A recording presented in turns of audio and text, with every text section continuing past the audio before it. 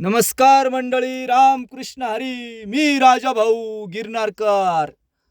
आम्ही ही पाईपलाईन उकरायला आलोय. सकाळी 9 वाजता आलोय. आता या बघा, साधारण माझ्या लेवलनं 5 फूट खड्डा खणलाय, तरी पाईपलाईन काही सापडली नाही. तिथून आळंदी धरणावरून आम्ही पाईपलाईन नेलेली आहे मळ्यात, इथून 6 किलोमीटर. पण आता एवढे कष्ट करून तरी पाईपलाईन नाही सापडली. बा, सकाळपासून एवढा खोल खड्डा घेतला आहे, उपयोग निघत आहे. आमचे सहकारी ते पण थकले. आता मी थकलो आहे. सकाळी पारा केंद्रात स्वामी समर्थांच्या गुरुचरित्र पारायण चालू आहे. नंतर रनिंगला गेलो, रनिंगवरून आलो, मग इकडंच आलो आहे तसाच.